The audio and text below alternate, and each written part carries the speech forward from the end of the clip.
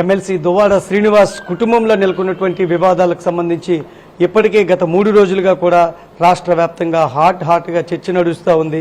ముఖ్యంగా దువ్వాడ ఫ్యామిలీలో ఏం జరిగింది ఏంటనేది మనకందరికీ కూడా తేటతెల్లమవుతుంది మీడియా ద్వారా. అయితే దీని అంతటికీ క్రియాశీలకమైనటువంటి కీలక వ్యక్తి ప్రస్తుతం మనతో పాటు ఉన్నారు. ఆ ఆరోపణలు ఎదుర్కొన్నటువంటి దివ్వల మాధురి గారు. అసలు ఈ ఎపిసోడ్కి ఒక ముగింపు ఉందా? అసలు ఈమె ఒకటి చెబుతా ఉంది, దువ్వాడ శ్రీని గారు ఈమెతో ఏకీభవిస్తున్నారు. అయితే అవతల పూర్తిగా ఏదైతే తమ ఫ్యామిలీకి చిచ్చు పెట్టిన వ్యక్తి దివ్వల మాధురి అని చెప్తున్నారు. అసలు ఈమె ఏం చెప్తున్నారో అడిగి తెలుసుకుందాం. మేడం గారు, ఇంతటి ఇష్యూకి కారణమయ్యారు. ఒక ఇల్లీగల్గా ఇది నడుస్తూ ఉంది. ఒక ఏదైతే పిల్లలు ఉన్నటువంటి కుటుంబాలు రెండింటి మధ్య చిచ్చుకి ప్రధాన కారణం మీరే. ఏంటి చిచ్చుకి ప్రధాన కారణం నేనే అని మీరందరూ ఎలా ఆరోపిస్తారు?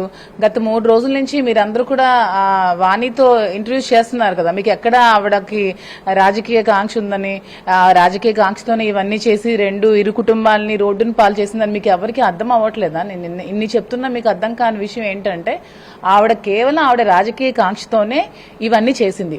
ఇప్పుడు కూడా చూడండి, అంటే మీడియాకి గత 3 రోజుల నుంచి 4 రోజుల నుంచి దువ్వాడ శ్రీనివాస్ మాధురి అనే టాపిక్ తప్ప మీ మీడియాకి ఇంకో టాపిక్ లేదా? అంటే దీనిలో కూడా రాజకీయ కోణమే కనబడుతోంది.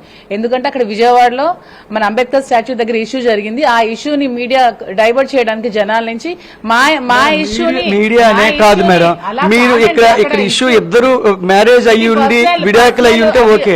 ఇది మ్యారేజ్ కాలేదు, ఆయన ఒక గౌరవప్రదమైన వ్యక్తి, ఆయన ఫ్యామిలీలో ఇలా జరిగింది అనేది ఒక ఇష్యూ. చాలా ఉంటాయి సమాజంలో, చాలా ఇల్లీగల్ ఇష్యూస్, అక్రమ బంధాలు ఉంటాయి.